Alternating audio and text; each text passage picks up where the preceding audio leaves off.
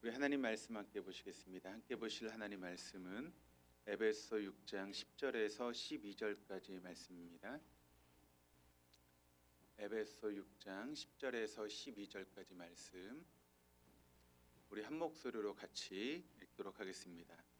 끝으로 너희가 주 안에서와 그 힘의 능력으로 강건하여지고 마귀의 관계를 능히 대적하기 위하여 하나님의 전신갑주를 입으라. 우리의 씨름은 혈과 육을 상대하는 것이 아니요 통치자들과 권세들과 이 어둠의 세상 주관자들과 하늘에 있는 악의 영들을 상대함이라. 아멘. 할렐루야. 우리 하나님 날마다 새 일을 행하시는 분이십니다. 믿으십니까? 날마다 새 일을 행하신 하나님은 특별한 경우를 제하고는 사람을 통해서 일하십니다. 어떤 사람이죠? 영과 진리로 예배하는 사람. 영으로 예배한다라고 하는 것은 성령의 이끄심을 따라 예배하는 것이고, 또 진리로 예배한다라고 하는 것은 진리의 말씀 앞에 우리의 삶을 조종하고 순종해 나가는 것입니다. 오늘도 성령의 이끄심을 따라 그 진리의 말씀 앞에 여러분의 삶을 조종하고 또 순종해 가심으로 하나님께서 이루시는 새 역사의 주인공으로 우리 동독의 모든 교우들이 귀하게 쓰임 받기를 주님의 이름으로 축원합니다. 우리 한국 교회는 육의 시대를 거쳐서 또 혼의 시대가 지나고 영의 시대에 접어들었습니다. 지금은 영의 시대입니다. 육의 시대는 세상적으로 보면 막 새마을 운동이 일어나면서 잘 살기 운동을 하고, 또 교회적으로 보면 그 여의도 순복음교회 조영기 목사님을 통해서 교회 성장이 막 이야기되어지는 그런 시대였다라고 이야기할 수 있습니다. 그리고 오박자 축복에서 믿는 성도들이 복을 받는 그런 시대가 육의 시대였다면, 1980년대를 기점으로 해서 그 육의 시대가 점점 기울어가면서 혼의 시대가 되었습니다. 사회적으로 그동안 이제 우리가 잘 먹고 잘 살게 되었는데 바르게 살지 못했다라고 하는 그런 반성이 나오기 시작했죠. 그리고 이런 사회적인 분위기에 발맞춰서 소위 복음 사인방이라고 부르는 그런 목사님들이 계십니다. 우리가 잘 알고 있는 옥하는 목사님, 홍정길 목사님, 하영조 목사님, 이동욱 목사님 같은 그런 복음의 사인방들이 이제 한국 교회는 더 이상 성장이 아니라 건강한 교회를 만들어 가야 된다라고 하는 그런 이야기를 하시면서 앞장서셨던 분이 바로 복음의 사인방입니다. 그런데 여러분, 우리가 코로나 시대를 이제 지나오면서 한국 교회가 이제 혼의 시대가 저물고 영의 시대로 완전히 접어들게 되었습니다. 이제 교회에서 내가 얼마나 예수를 잘 믿고 세상적인 복을 받을 것인가, 그리고 성경 공부를 통해서 내가 얼마나 성경을 많이 알고 있느냐라고 하는 것으로 충분하지 않은 시대가 되었다는 것이죠. 이제 주님의 도우심을 구하고 그분께서 우리를 이끌어 가시는 대로 우리가 순종하면서 그렇게 순종하는 사람들을 통해서 주도해 나갈 영적인 시대, 바로 교회 부흥의 시대가 시작되었다라고 우리는 이야기할 수 있습니다. 그렇습니다. 우리는 지금 영적으로 마지막 때를 살아가고 있습니다. 그리고 하나님은 이런 마지막 때를 위해서 남겨두신 사람들이 있습니다. 그분들이 오늘 이 자리에 함께 있는 저와 여러분들인 줄 믿습니다. 바로 하나님이 이 마지막 때를 위해서 하나님께서 특별히 구별해 세우신 최종 병기 남은 자들이 바로 저와 여러분인 줄 믿습니다. 그렇다면 마지막 때를 여러분께서 살아가실 때 우리가 우선적으로 생각해야 될 것이 무엇인가라고 하는 그런 부분입니다. 그 부분 무엇인가 하면 먼저 보이지 않는 세계를 주목하는 것, 그것이 바로 우리에게 필요하다라고 하는 것입니다. 왜 그럴까요? 자연의 원리든 영의 원리든 기초가 중요하기 때문에 그렇습니다. 영적인 세계를 잘 알아야 우리의 믿음이 흔들리지 않습니다. 그리고 우리의 믿음이 흔들리지 않아야 우리의 삶이 흔들리지 않을 수 있기 때문에 그렇습니다. 이것을 좀 반대로 해보면, 여러분, 우리의 삶이 흔들린다라고 하는 것은 우리의 믿음이 흔들리는 것이고, 또 우리의 믿음이 흔들리고 있다라고 하는 것은 영적인 원리를 우리가 제대로 알지 못하기 때문에 우리의 믿음이 흔들릴 수밖에 없는 것입니다. 성경은 우리에게 두 개의 세계를 이야기하고 있습니다. 바로 보이는 세계와 보이지 않는 세계, 물질 세계와 영적인 세계가 있다라고 하는 것을 성경이 우리에게 증거하고 있습니다. 그런데 많은 사람들은 어떻게 이야기하고 또 생각하는가 하면 그저 우리 눈에 보이는 그 세계가 모든 것이다라고 생각하는 그런 사람들이 있다는 것입니다. 그러나 성경은 우리에게 분명하게 이야기를 하고 있습니다. 눈에 보이는 세계뿐만 아니라 눈에 보이지 않는 세계가 있다라고 하는 것을 우리에게 분명하게 말씀하고 있는 것입니다. 고린도후서 4장 18절 말씀을 우리 같이 한번 읽어보도록 하시겠습니다. 우리가 주목하는 것은 보이는 것이 아니요 보이지 않는 것이니. 이 고린도서의 말씀을 통해서 우리가 주목해야 되는 것은 지금 우리 눈에 보이는 세계가 아니라 보이지 않는 세계를 주목해야 되고, 그 세계가 분명히 있다라고 하는 것을 우리에게 이야기를 하고 있습니다. 그러나 문제는 여기서 끝나지 않습니다. 사람들이 보이지 않는 세계라고 이야기를 하면 어떻게 생각을 하는가 하면 그저 우리의 생각과 사상 속에서 역사하고 또 있는 추상적인 세계로 생각하는 경향들이 있습니다. 그러나 그렇지 않습니다. 보이지 않는 세계는 결코 추상적인 세계가 아닙니다. 그 세계는 비록 우리의 눈에 보이진 않지만 실제적으로 보이는 세계만큼 실제적인 세계가 바로 보이지 않는 세계라고 하는 것을 우리는 알아야 됩니다. 그리고 기독교 신앙은 이런 보이지 않는 세계를 알아가는 것, 그리고 그것을 믿는 것으로부터 우리의 믿음이 출발한다라고 하는 것을 먼저 기억해야 됩니다. 그런데 불행하게도 하나님을 믿는 많은 성도들조차도 이 보이지 않는 세계, 바로 영적인 세계의 실존에 대해서 너무 무지하다라고 하는데 문제가 있는 것 같습니다. 그 결과 기독교가 영적인 능력과 생명에서 여러분 멀어지고 그저 어떤 윤리 혹은 종교 행위가 되어버리고 말았던 것입니다. 그렇다면 여러분, 이 두 개의 세계는 얼마나 다를까요? 보이는 세계와 보이지 않는 세계, 또 물질 세계와 영적인 세계는 어떻게 다른 것일까요? 성경이 그것을 우리에게 보여주고 있는데 고린도서 4장 18절 말씀을 같이 한번 읽어보시겠습니다. 보이는 것은 잠깐이요 보이지 않는 것은 영원합니다 라고 이야기를 하고 있습니다. 그렇습니다, 여러분. 우리가 보고 있는 이 모든 세계, 바로 육의 세계는 잠깐밖에 머물지 않은 그런 세계라는 것입니다. 어떤 의미에서 보면 임시적으로 우리가 거쳐가는 세계가 보이는 세계의 육의 세계라는 것이죠. 개인적으로 보면 여러분, 우리가 땅에 살아가는 80년, 90년의 그런 인생으로 보이는 세계는 끝나버리고 마는 것입니다. 그런데 여러분, 보이지 않는 세계는 어떤 세계입니까? 영원한 세계라고 하는 것을 우리에게 말씀하고 있는 것이죠. 그 보이지 않는 세계는 유효기간이 없습니다. 그것은 썩지도 않고 소멸하지도 않고 영원한 세계가 바로 보이지 않는 세계라고 하는 것을 우리가 알아야 됩니다. 그런데 많은 성도들조차도 여러분, 눈에 보이는 세계가 전부인 양 그렇게 보이지 않는 세계에 대해서 여러분 착각하고 살아가는 경우들이 얼마나 많이 있습니까? 보이는 세계는 잠깐입니다. 보이지 않는 영의 세계가 영원하다라고 하는 것을 우리가 알 때부터 거기서부터 우리의 믿음이 온전하게 세워질 수 있다라고 하는 것을 여러분 믿으시기를 바랍니다. 그런데 우리가 꼭 알아야 될 것이 있습니다. 그것은 무엇인가 하면 이 두 세계, 보이는 세계와 보이지 않는 세계가 따로따로 존재하는 것이 아니라 밀접하게 연결이 되어 있다라고 하는 것을 우리는 알아야 한다는 것이죠.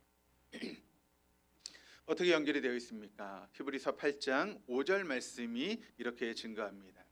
그들이 섬기는 것은 하늘에 있는 것의 모형과 그림자라라고 이야기를 하고 있습니다. 그러니까 보이는 세계, 지금 우리가 누리고 있는 이 땅의 육의 세계인 보이는 세계는 보이지 않는 세계, 영적인 세계의 그림자와 모형에 지나지 않는다라고 하는 것을 우리에게 말씀하고 있는 것이죠. 이 말은 지금 나는 여러분 이 땅에서 존재하는 것뿐만 아니라 보이지 않는 영적인 세계에서도 존재하는 것이 우리의 모습이다라고 하는 것을 말씀하고 있다는 것입니다. 그렇습니다. 우리 모두는 이 두 개의 세계에 모두 속한 그런 사람이다라고 하는 것을, 존재라고 하는 것을 알아야 됩니다. 오늘 내가 이 땅에 살아가는 모든 삶, 그리고 내가 맞닥뜨리고 있는 그런 모든 일들은 영적인 세계에서 일어나고 있는 일들의 그림자와 모형에 지나지 않는다라고 하는 것을 우리에게 말씀하고 있습니다. 그 예를 우리가 단적으로 보여주는 그 이야기가 어떤 이야기인가 하면 욥의 이야기라고 저는 생각을 합니다. 어느 날 하나님께서 천사들과 또 하늘에서 회의를 하실 때 사단이 그 자리에 참석을 했습니다. 그때 하나님께서 사단에게 이야기를 합니다. 너 저 의인 욥을 보았느냐? 저는 의롭고 정말 정직하고 내 마음에 드는 사람이다라고 그렇게 이야기를 합니다. 믿음의 진실한 사람이다라고 하는 그런 말씀을 하시죠. 그때 여러분 사단이 뭐라고 하나님께 이야기를 합니까? 하나님께서 그 사람에게 축복을 하셨으니까, 그러니까 그 사람이 많은 것을 누리고 있으니까 그런 삶을 살지, 만약 하나님께서 그 모든 것을 걷어가신다면 그 욥조차도 하나님을 욕할 것입니다라고 그렇게 이야기를 합니다. 그때 하나님께서 그 사단에게 욥에 대한 시험을 허락하지 않습니다. 그래서 사단이 그 욥을 시험해서 가진 모든 것을 빼앗는 그런 모습들을 우리가 보게 됩니다. 그러니까 여러분, 욥에게 일어났던 그 모든 일들의 시발점이 어디서부터 시작하고 있습니까? 바로 하늘의 그 영의 세계에서부터 시작하고 있다라고 하는 것을 우리가 보게 됩니다.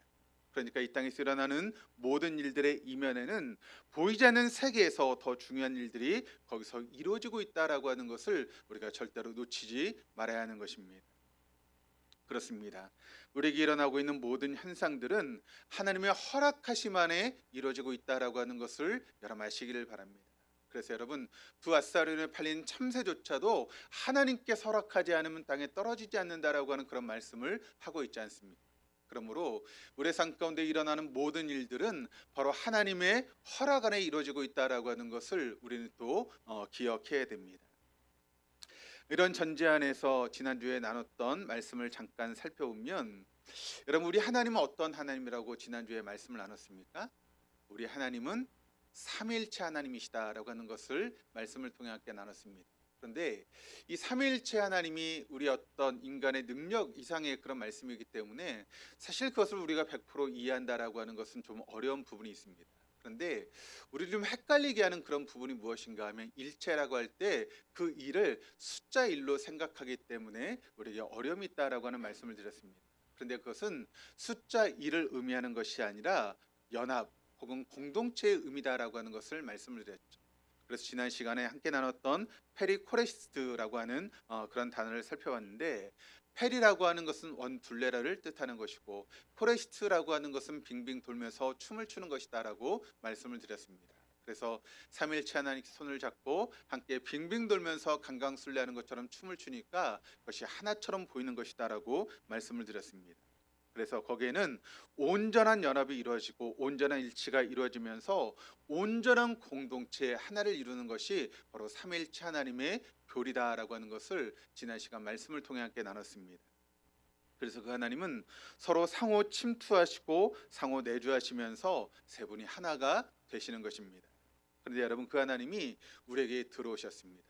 그리고 그 하나님이 들어오실 때 한 분 하나님만 들어오시는 것이 아니라 성부 하나님, 성자 하나님, 성령 하나님께서 우리 안에 오셔서 함께 춤을 추시고 함께 하나가 되어가는 것, 그것이 바로 우리의 모습이다라고 말씀을 드렸죠. 그래서 그 삼일체 하나님께서 우리 안에서 춤을 추고 계시면서 우리를 이끌어 가고 계시다는 것입니다. 그래서 내 안에 있는 하나님과 여러분 안에 있는 하나님이 함께 춤을 추시면서 함께 공동체를 이뤄가는 것, 그것이 바로 교회 공동체의 모습이다라고 하는 것을 말씀을 드렸죠. 그리고 그런 우리가 세상으로 춤을 추며 나아갑니다. 그리고 세상을 춤추게 만드는 것이 바로 하나님의 놀라운 뜻이다라고 하는 것을 지난 시간 함께 말씀을 나눴습니다. 그러면 여러분, 우리가 어떻게 하면 되는 것이겠습니까? 바로 그 하나님을 우리 안에 모셔드리면 되는 것입니다. 요한계시록 3장 20절 말씀을 보니까 이렇게 증거합니다. 우리 한번 같이 한번 읽어보시겠습니다. 볼지어다 내가 문 밖에 서서 두드리노니 누구든지 내 음성을 듣고 문을 열면 내가 그에게로 들어가 그와 더불어 먹고 그는 나와 더불어 먹으리라. 그렇습니다. 우리가 마음의 문을 열기만 하면, 우리가 그분을 모셔드리기만 하면 그 삼위일체 하나님께서 우리 안에 쏙 들어오셔서 우리를 이끌어 가시고 마음껏 활동하신다라고 하는 것을 바로 이 말씀이 우리에게 증거하고 있습니다. 또한 빌립보서 2장 13절 말씀을 보시면 같이 한번 읽어보시겠습니다. 너희 안에서 행하신 이는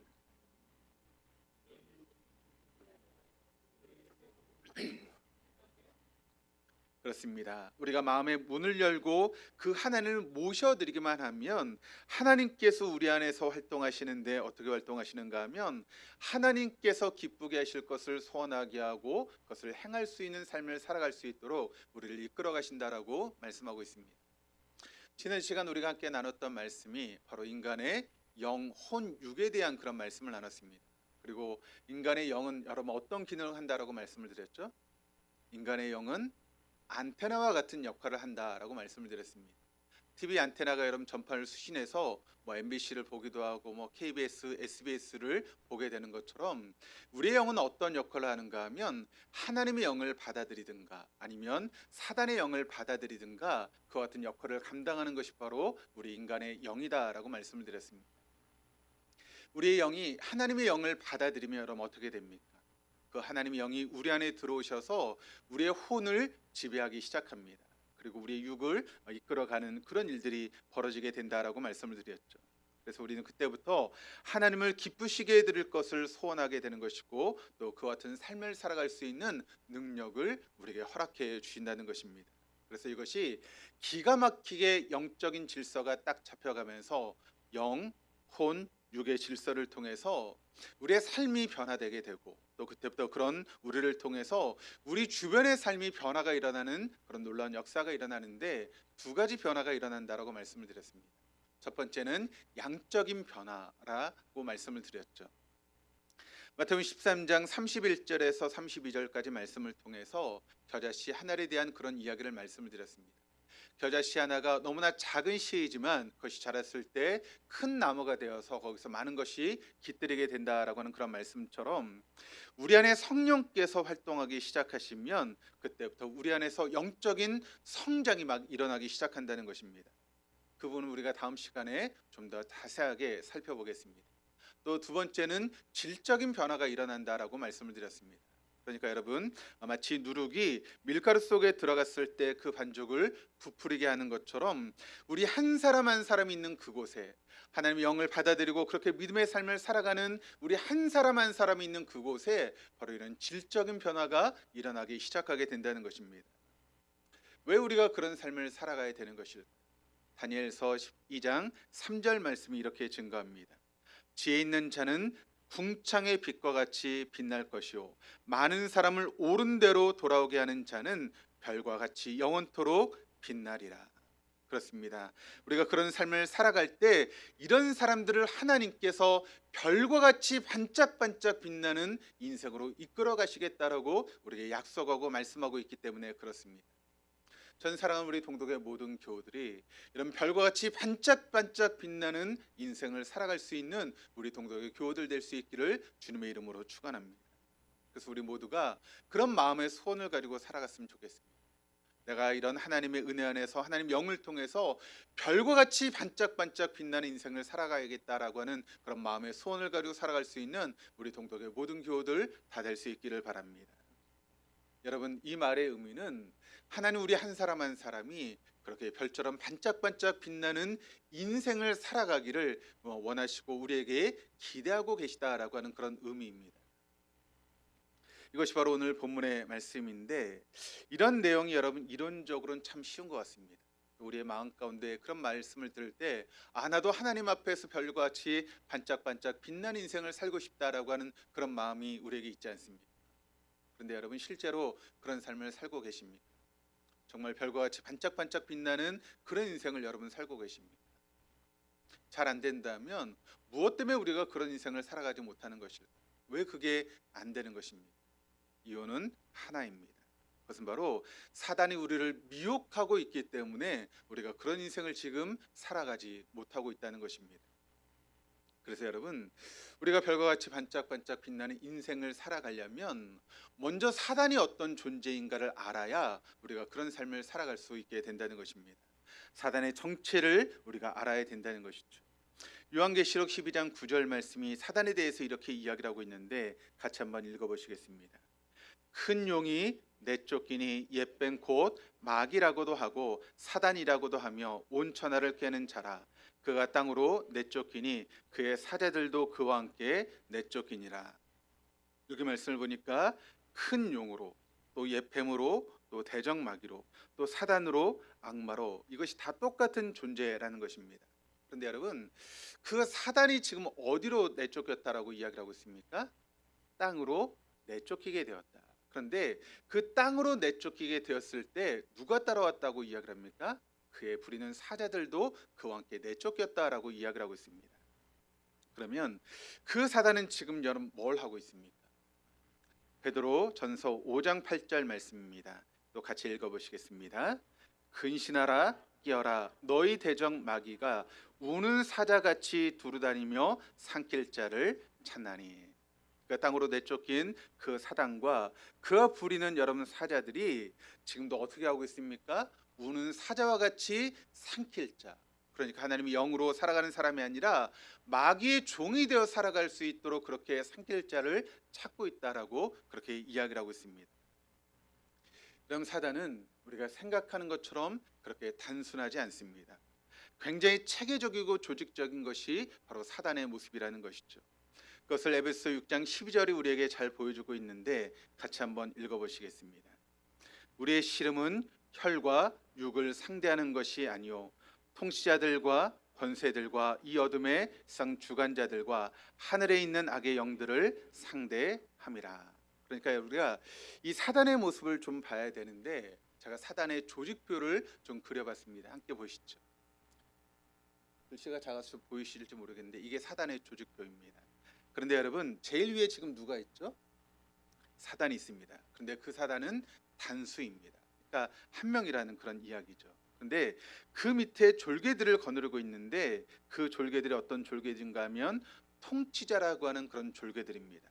이거는 권세들이라고 하는 그런 졸개들이고 또 세상 주관자들이라고 하는 그런 졸개들, 또 악의 영들이라고 하는 졸개들, 그런 졸개들을 거느리고 있습니다. 그런데 이 통치자들의 졸개들은 국가의 영들을 의미하는 것이고 권세들은 지역의 집단의 영들이고 세상 주관자들은 사상의 영들이고 악의 영들은 개인의 영들을 의미하는 그런 졸개들입니다. 하나씩 간단하게 살펴보면 통치자라고 하는 그런 사단의 졸개가 있는데 이게 헬라어로 아르케라고 하는 그런 단어를 쓰고 있습니다. 근데 여기에는 두 가지 뜻이 있습니다. 태초 그리고 근원이라고 하는 그런 뜻이 있습니다. 이 두 가지 의미를 연결해서 우리가 보게 되면 이 통치자들이라고 하는 그런 영들이 그 결정을 통해서 우리 행동의 근원이 되어지고 있다라고 하는 것을 우리가 볼 수 있게 되는 것이죠. 그러니까 여러분 통치자라고 하는 악한 영은 두 가지 방법으로 역사하고 있다는 것입니다. 하나는 지도자를 자기 멋대로 조종하는 것이죠. 가장 쉬운 방법은 악한 지도자를 세우는 것, 그것이 바로 통치자가 하는 역할이라는 것입니다. 그래서 우리의 마음을 자꾸 미혹해서 악한 지도자를 부각시키고 그를 지도자로 세우는 것입니다. 그래서 그런 지도를 통해서 이 상을 악하게 만들어가고 혼란스럽게 만드는 그런 일들을 바로 통치자들이라고 하는 그런 영들이 하고 있다는 것이죠. 그런데 이런 악한 지도자를 세우는 것이 잘 안 되면 어떤 일을 하게 되는가 하면 그때는 선한 지도자를 부패하게 만들거나 타락하게 만드는 그런 일들을 바로 이런 통치자들이라고 하는 그런 영들이 해나가고 있다는 것입니다. 두 번째는 권세들입니다. 이것은 지역 집단 안에 문화들을 통해서 영향을 주고 있는 그런 영들인데 이 권세들이라고 하는 단어가 헬라어로 엑소시아라고 하는 그런 단어가 쓰이고 있습니다. 여기도 두 가지 뜻이 있습니다. 하나는 권세의 권이라고 하는 그런 뜻을 가지고 있고 또 하나는 영향력이라고 하는 그런 뜻을 가지고 있습니다. 그러니까 여러분 이런 악한 영들은 지역과 집단 안에서 잘못된 문화를 심어서 악한 영향력을 행사하고 있다라고 하는 것을 우리에게 보여주고 있는 그런 말씀입니다. 또 세 번째는 어둠의 상 주관자들입니다. 이것은 문화라고 하는 것을 통해 사람들을 미혹해가는 그런 영들입니다. 문화는 세 가지이죠. 첫 번째는 세계관, 두 번째는 가치체계, 세 번째는 행동 양식입니다. 근데 여러분 이것을 우리가 보게 되면 그 사람의 세계관이 그 사람의 가치를 결정하게 됩니다. 그리고 그 사람의 가치관이 그 사람의 행동을 결정하게 된다라고 하는 것을 우리가 보게 됩니다. 그러니까 어떤 세계관을 가지고 있냐에 따라서 그 사람의 행동이 나타나게 된다는 것이죠. 따라서 어둠의 성 주관자들이 불리는 이 악한 영들에게 우리가 미혹을 당하기 쉬운 그런 모습들이 우리 안에 있는 것입니다. 그러므로 여러분 우리가 해야 될 일은 무엇인가 하면 이런 기독교적인 세계관으로 우리 아이들을 먼저 철저하게 양육하는 그런 시간들이 우리에게 필요하다는 것이죠. 요즘 세상의 문화들을 한번 보시기를 바랍니다. 그 세상의 문화들에 우리 자녀들을 지금 빼앗기고 있는 그런 실타가 되지 않았습니까? 뭐 동성애라든가 뭐 퀘어 축제라든가 그런 문화들이 우리 아이들의 그런 마음을 사로잡기 시작하면서 하나님 말씀으로부터 점점 멀어지고 있는 우리 아이들을 우리가 발견하게 되는 것입니다. 여러분 우리 아이들이 좋은 학교에 들어가는 것도 참 중요합니다. 또 좋은 직장에 취직하는 것도 너무 중요합니다. 그런데 그것보다 훨씬 더 중요한 것은 무엇인가 하면 우리 아이들을 기독교적인 세계관으로 양육해 나가는 것이 무엇보다 필요하다라고 하는 것을 여러분 잊지 마시기를 바랍니다. 지금 어린아이들을 키워가시는 우리 젊은 부모님들이 이 말씀을 여러분의 마음밭에 새길 수 있기를 바랍니다. 그래서 우리 아이들이 그런 세상적인 문화에 마음을 뺏기는 것이 아니라 기독교적인 세계관으로 무장해서 하나님의 사람으로 키워내는 것, 그것이 바로 우리가 해야 될, 또 우리가 감당해야 될, 또 우리의 책임이다라고 하는 것을 알아야 되는 것이죠. 그런 면에서 전 요즘 참 감사한 게, 여러분 저희 교회가 지금 성경 통독을 하고 있습니다. 거기에 30분 넘는 분들이 지금 참여해서 함께 성경 말씀을 읽어 나가고 있습니다. 근데 어떤 가정에 보니까 그 아이들과 함께 저녁에 모이셔서 찬송하고 또 기도하시고 함께 성경을 읽어 나가시는 그런 시간을 갖는다라고 하는 그런 이야기를 들으면서 참 제 마음 가운데 감사가 있었습니다. 저는 그게 우리 아이들에게 줄 수 있는 부모가 줄 수 있는 가장 귀한 복이 아닐까라고 하는 그런 생각을 가지게 되었습니다. 그렇게 믿음 안에서 말씀 안에 자라갔을 때 하나님께서 그 아이들을 정말 별과 같이 반짝반짝 빛나는 그런 아이들로 키워가실 것이다라고 하는 그런 믿음이 제 안에 있습니다. 그런 놀라운 역사가 우리 모든 가정 가운데 일어날 수 있기를 주님의 이름으로 축원합니다. 네 번째는 하늘에 있는 악의 영들입니다. 이것은 개인을 공격하는 영들을 의미하는 것입니다. 그래서 이 영들이 우리의 생각과 감정과 입술을 통해서 우리를 공격해 오고 있죠. 그래서 여러분, 우리의 생각을 통해서 어떤 일을 벌이고 있습니까? 부정적인 생각, 비판적인 생각, 음란한 생각, 미워하는 생각들을 자꾸 우리 머릿속에 내어서 우리가 그렇게 행동하게 만들고 있는 것입니다. 또 감정을 통해서 수치감, 열등감, 우울감, 불안감 등의 그런 감정을 우리에게 유도하고 있습니다. 또 입술을 통해서 부정적인 말을 하게 하고 또 비판적인 말을 하게 하는 것이 이런 악한 영의 모습이다라고 하는 것을 여러분 잊지 마시기를 바랍니다. 그러므로 이런 부정적인 생각을 하고 있다. 우리의 감정이 이런 잘못된 감정에 우리가 빠져 있다. 우리가 말을 할 때 부정적인 말을 하고 비판적인 말을 하고 있다. 여러분 그것은 어떤 의미가 있습니까? 우리가 이런 악의 영들을 받아들여서 그 공격을 받고 있다라고 하는 그런 의미가 되는 것입니다. 이런 내용을 가지고 여러분 한번 말씀의 거울 앞에 여러분 자신을 비춰보시기를 바랍니다. 지금 여러분 우리가 이렇게 삶을 살고 있는 것이 평안해 보이지만 그러나 우리가 영적인 세계로 보면 지금 우리는 영적인 전쟁을 하고 있다라고 하는 것을 여러분 잊지 마시기를 바랍니다. 평안한 생활을 하고 있는 것 같지만 매일매일이 우리의 삶 가운데 전쟁터라고 하는 것을 여러분 잊지 마십시오. 우리의 눈에 보이지 않는 영적인 전쟁터의 삶을 저와 여러분이 지금 살아내고 있는 것입니다. 지금 사단이 왕노릇하는 세상 가운데 지금 사단이 우는 사자와 같이 두루 삼킬 자를 찾고 있는 그런 시대 가운데 삶을 살아가고 있습니다. 우리가 조금만 방심하면 그 사단의 먹이가 되어서 그 영에 휩쓸려서 사단의 도구로 또 사단의 종의 노릇을 할 수밖에 없는 것이 우리의 모습인 것이죠. 그러므로 사단의 정체가 무엇인지를 우리는 정확하게 알아야 한다는 것입니다. 요한복음 13장 2절 말씀을 보니까 이런 말씀이 있습니다. 마귀가 벌써 시몬의 아들 가룟 유다의 마음에 예수를 팔려는 생각을 넣었더라. 사단이 가룟 유다에게 예수를 팔려고 하는 그런 생각을 심어 넣었다는 것입니다. 그러니까 그 생각을 사단이 심어 넣으니까 바로 가룟 유다가 예수를 팔아버리는 그런 일을 행동으로 옮기게 되었다는 것이죠. 여러분 우리의 싸움의 대상을 우리가 잘 알아야 됩니다. 우리의 싸움의 대상은 인간이 아닙니다. 우리의 싸움의 대상은 이런 영들입니다. 사단입니다. 그 졸개들입니다. 영적인 싸움을 하고 있다라고 하는 것을 여러분 한시도 놓치지 마시기를 바랍니다. 먼저 통치자들입니다. 우리의 정치 이런 쪽에서 관여하는 그런 영들이 있죠. 어떤 지도자를 세우느냐라고 하는 것은 너무나 중요하다라고 하는 것을 우리 정치사를 통해서 우리가 경험하고 있습니다. 그러므로 우리가 좋은 지도자가 세워질 수 있도록 기도하는 것, 그것은 믿는 성도들에게 너무 중요한 일입니다. 또 누가 하나님께 세우신 지도자인가를 알아보는 것 역시 너무나 중요하다라고 하는 것을 오늘 말씀을 통해서 보게 되는 것이죠. 그래서 우리가 지도자를 위해서 기도해야 되는 것이 교회의 모습이고 정말 하나님이 세우신 우리가 뭐 진보 보수를 떠나서 여와 야를 떠나서 정말 하나님이 세우신 지도자가 누구인가를 우리가 기도하면서 깨닫고 그런 사람을 세우기 위해서 노력하는 그런 부분들이 우리 믿는 성도에게 필요하다라고 하는 것을 여러분 잊지 마시기를 바랍니다. 두 번째는 권세들입니다. 지역과 집단의 잘못된 문화를 심어서 악한 영향력을 행사하고 있는 그런 모습이 바로 이런 권세들의 영이라는 것이죠. 지역교회를 우리가 이야기를 할 때 로컬 처치라고 이야기를 합니다.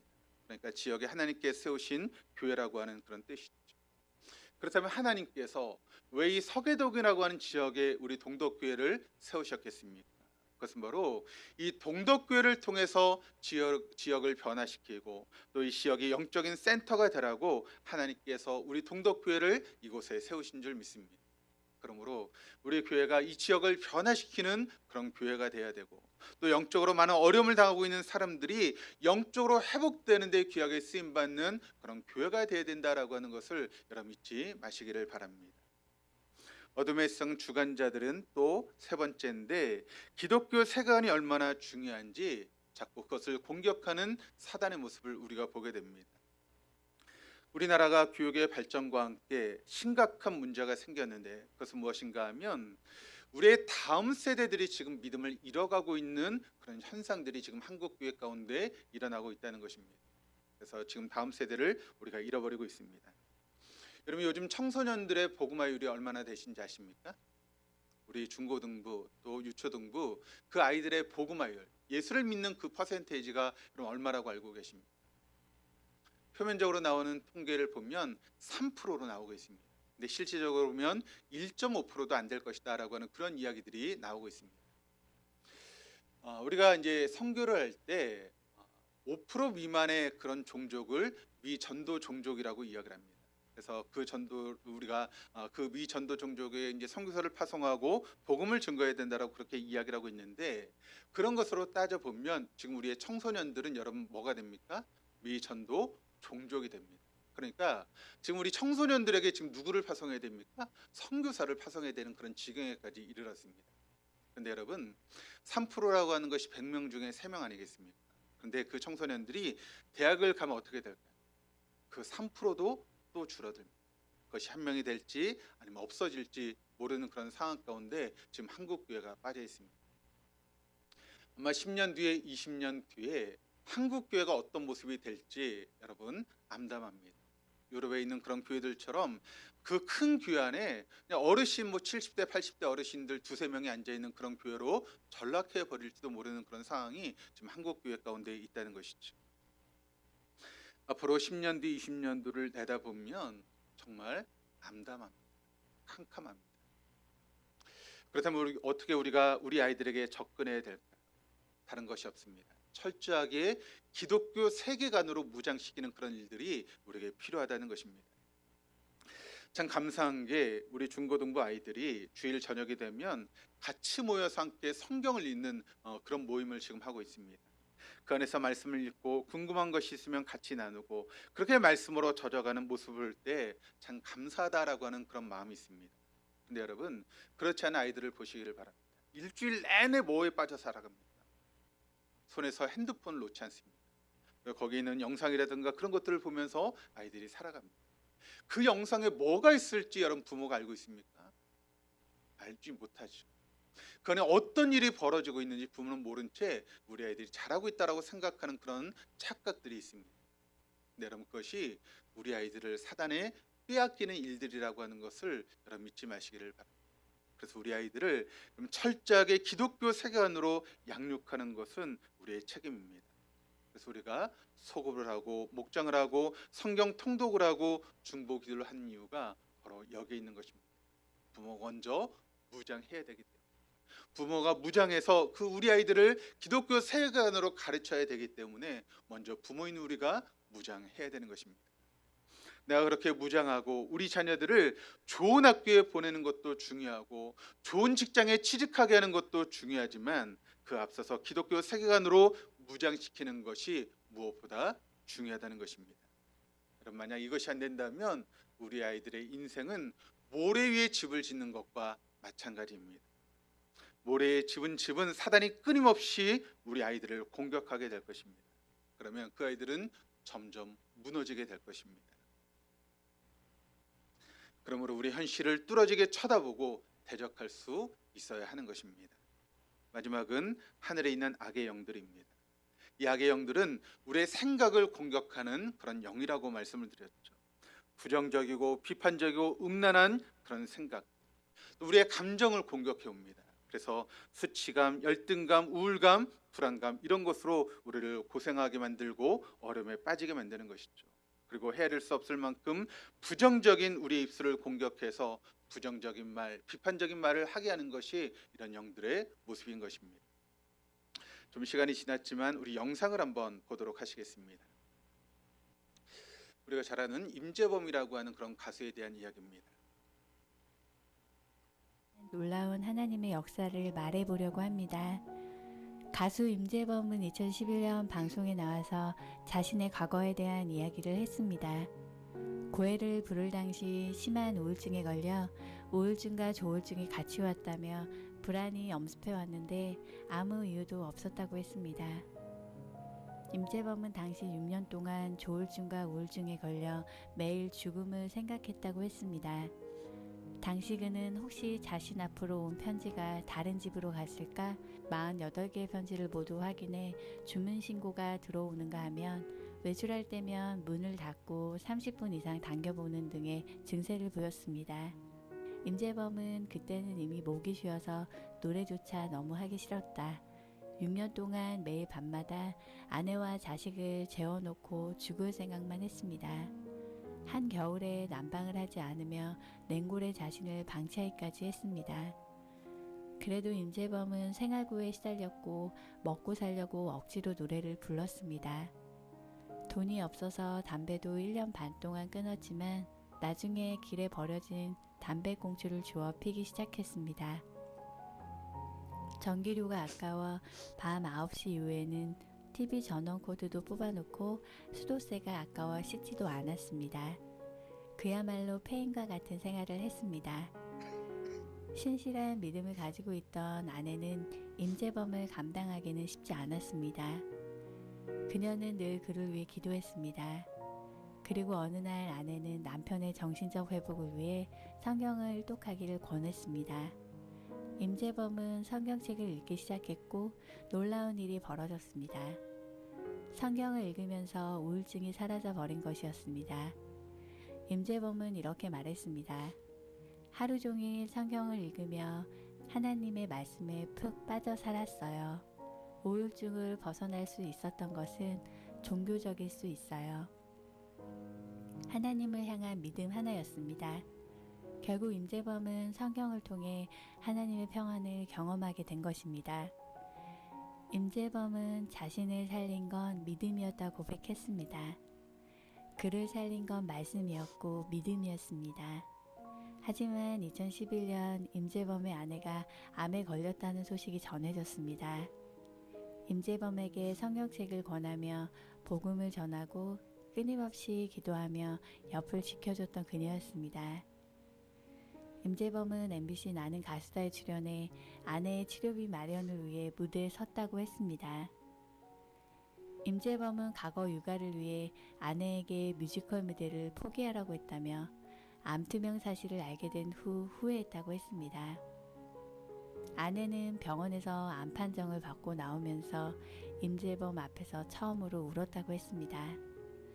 그는 육체의 병보다 아내가 무척 외롭고 힘들어할 때 한 여인의 남자로 남편으로 많이 아프고 힘이 들다고 힘겨웠던 마음을 토로했습니다. 결국 아내는 2011년부터 6년간의 투병 끝에 2017년 향년 45세의 나이로 세상을 떠났습니다. 임재범이 나는 가수다에 출연해 여러분을 불렀습니다. 이 곡은 이 노래를 부른 윤복희의 오빠 윤한기 목사가 만든 노래입니다. 그는 당시 동생의 가정적으로 아픔이 있었고 오빠로서 위로하는 마음으로 성경에 있는 이사야 41장 10절 말씀을 가지고 기도하는 도중에 하나님께서 영감을 내려줘 여러분이라는 대곡을 만들게 됐다고 고백했습니다. 가사에 나오는 내가라는 1인칭은 모두 하나님을 가리키는 말이라고 했습니다. 이 노래는 임재범이 아내의 암투병으로 힘든 순간에 그를 위로했습니다. 또한 임재범의 노래로 많은 사람들이 위로받았습니다. 네가 만일 외로울 때면 내가 위로해 줄게. 네가 많이 서러울 때면 내가 눈물이 되리. 어두운 밤 험한 길을 걸을 때 내가 너의 등불이 되리. 허전하고 쓸쓸할 때 내가 너의 벗 되리라. 나는 너의 친구야. 나는 너의 영원한 노래야. 나는 너의 기쁨이야. 예. 지금 우리 가운데 우울증이라든가 공황 장애로 고생하는 분들이 많이 있습니다. 약을 먹지 말라는 이야기 아닙니다. 주사를 맞지 말라는 이야기 아닙니다. 그것은 우리를 조금 완화시킬 수는 있지 몰라도 근본적인 치료는 되지 못합니다. 오직 말씀이고 오직 주님이고 오직 믿음입니다. 왜 그럴까요? 이것들의 배후에는 영적인 문제가 있기 때문에 그렇습니다. 악한 영들 우리를 사로잡고 있기 때문에 우리의 삶 가운데 이런 여러 가지 어려움들이 찾아오는 것입니다. 그러므로 근본적인 문제에 우리가 눈을 뜨지 못하면 우리는 사단의 종노릇할 수밖에 없다라고 하는 것을 여러분 잊지 마십시오. 어떻게 됩니까? 우리 힘으로는 죽었다 깨어나도 여기서부터 벗어날 수 없습니다. 오직 성령님을 모셔드리는 것입니다. 우리의 영으로 하나님의 영과 접촉해서 스파크가 일어날 때 우리의 영은 우리의 혼을 컨트롤하고 하나님 기쁘시게 할 것을 소원하게 하고 그 같은 삶을 살아갈 수 있는 능력을 우리에게 주는 것입니다. 오늘 말씀을 통해서 한번 이렇게 우리가 이야기했으면 좋겠습니다. 춤추시는 하나님은 춤추는 세상을 만들길 원하신다. 나는 성령의 충만함을 받아서 우리를 미혹하는 사단을 대적하고 춤추는 세상을 만들 것이다. 우리 한번 같이 한번 읽어보시겠습니다. 춤추시는 하나님은 춤추는 세상을 만들기를 원하신다. 나는 성령 충만함을 받아서 우리를 미혹하는 사단을 대적하고 춤추는 세상을 만들어 갈 것이다. 할렐루야. 이런 삶을 살아갈 수 있는 저와 여러분 우리 모두가 될 수 있기를 주님의 이름으로 축원합니다.